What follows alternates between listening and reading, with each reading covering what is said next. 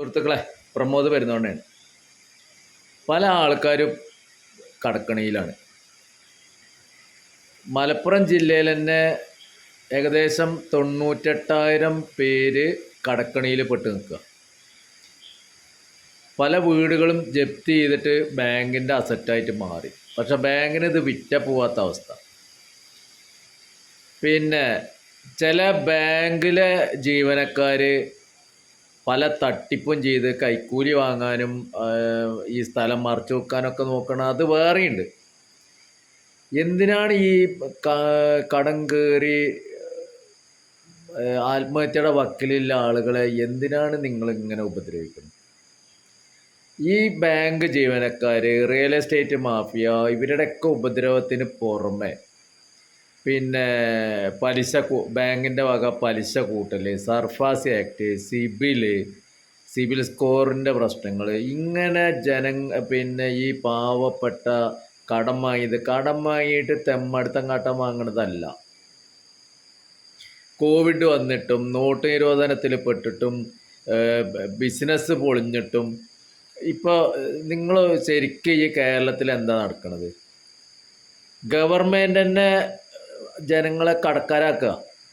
ഇപ്പം ഗവൺമെൻറ് ഒരു ബുദ്ധിക്ക് സ്ഥിരതയില്ലാതെ തലയ്ക്ക് സുഖമില്ലാത്ത ആൾക്കാർ വട്ടന്മാർ ചെയ്യണ പരിപാടിയാണ് ഇപ്പോൾ ഈ KSRTCയിൽ സൗജന്യം കൊടുത്തത് അല്ലേ?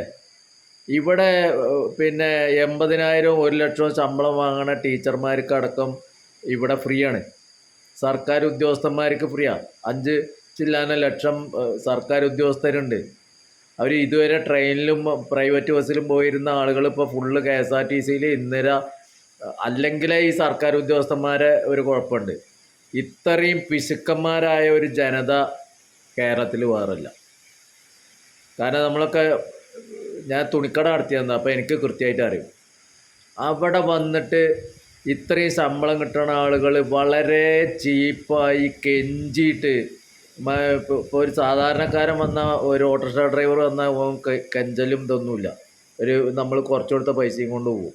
ഇവരങ്ങനെയല്ല, കെഞ്ചിയിട്ടാണ് ആ പൈസ എങ്ങനെയും കുറച്ച് പിന്നെ വായ്പോണ്. ഞാൻ എല്ലാ ഉദ്യോഗസ്ഥന്മാരെയും ആയിട്ടല്ല പറയുന്നത്, ഞാൻ വന്ന ഉദ്യോഗസ്ഥന്മാരെയൊക്കെ സ്ഥിതി ചെയ്തതാണ്. എന്നിട്ട് ഈ KSRTCയിൽ കുത്തി തിരക്കിയിട്ടാണ് ഇപ്പോൾ പോണത് ഈ ഉദ്യോഗസ്ഥർ. അപ്പോൾ എന്തിനാണ്? അപ്പോൾ ഞാൻ അത് പറഞ്ഞത് എന്താണെന്ന് വെച്ചാൽ, ഇപ്പുറത്ത് എന്തായി? 10,000 ബസ് ഉടമകൾ കടത്തിലായി, ബസ് ജീവനക്കാർ കടത്തിലായി അല്ലേ? അപ്പം ഗവൺമെൻറ്റാണ് ഇവിടെ കടക്കാരെ ഉണ്ടാക്കണത്. ഞങ്ങൾക്കൊക്കെ പറ്റിയതാ. ഇവിടെ GST കൊണ്ടുവന്നു. ആരാ കൊണ്ടുവന്ന്? ഈ കച്ചവടക്കാരാണോ കൊണ്ടുവന്നത്? സർഫാസി ആക്ട് കൊണ്ടുവന്നു. ഈ ലോൺ എടുത്തവരാണോ കൊണ്ടുവന്നത്? സിബിൽ സ്കോർ കൊണ്ടുവന്നു. ഈ ലോൺ എടുത്തവരാണോ കൊണ്ടുവന്നത്? എന്നിട്ട് ഈ വസ്തുക്കൾ മൊത്തം പിടിച്ചടക്കണ രാജാക്കന്മാരായിട്ട് സർക്കാർ മാറുകയാണ്. അതിൻ്റെ പുറമെയാണ് ഇപ്പോൾ പുതിയ ഒരു, ഞാൻ ഇത്രയും പറഞ്ഞത് ആമുഖമായിട്ട് പറഞ്ഞു വരുന്നത് ഒരു ചെറ്റേനെ പറ്റിയിട്ടാണ്. ഒരു നാറി, നിലമ്പൂരുകാരെ ഒരു അഡ്വക്കേറ്റിനെ പറ്റിയിട്ട്. പിന്നെ അവ ഹൈക്കോടതിയിലെ വക്കീലാണ്, സുപ്രീം കോടതിയിലെ വക്കീലാണ് എന്ന് പറഞ്ഞിട്ട് ഈ കടക്കാരെ മൊത്തം ഫേസ്ബുക്കിലും യൂട്യൂബിലും പരസ്യമിട്ട്, വാട്സപ്പിലൊക്കെ പരസ്യമിട്ടിട്ട് അവൻ കടക്കണിയിൽ പെടുത്തുക. പുതിയ കഴിഞ്ഞ ഇതിൽ LDFൻ്റെ ഗവൺമെൻറ്റിൻ്റെ സമയത്ത് സഖാവ് പിണറായി വിജയൻ പ്രഖ്യാപിച്ചു എന്ന് പറഞ്ഞിട്ട് അവൻ പിന്നെ ലോൺ എഴുതി തള്ളി, വീടിൻ്റെ ലോണ് കിടപ്പാടം ജപ്തി ചെയ്യാൻ പറ്റില്ല പറഞ്ഞിട്ട് അവൻ പിണറായി എഴുതി തള്ളി പറഞ്ഞിട്ട് ഒരു പരസ്യം ചെയ്ത് ഒരുപാട് ഈ കടക്കണിയിൽ പെട്ട് വീടും കുടുംബവും ജപ്തി ചെയ്ത മഹാപാവങ്ങളെ പറ്റിച്ച് 20,000 30,000 വാങ്ങിയ ഒരുപാട് കേസുകൾ വന്നു. അത് കഴിഞ്ഞിട്ട് ഇപ്പോൾ ഭരണം മാറിയപ്പോൾ VD സതീശൻ ഗവൺമെൻറ് പുതിയ പ്രഖ്യാപനം നടത്തിക്കൊണ്ടു എന്ന് പറഞ്ഞിട്ട് വീണ്ടും വന്നു, കിടപ്പാടം ജപ്തി ചെയ്ത് പറഞ്ഞിട്ട്. എന്നിട്ട് ഇവൻ്റെ പരസ്യം, ഇവൻ്റെ പേരൊക്കെ വെച്ചിട്ട് തന്നെയാണ് പരസ്യം.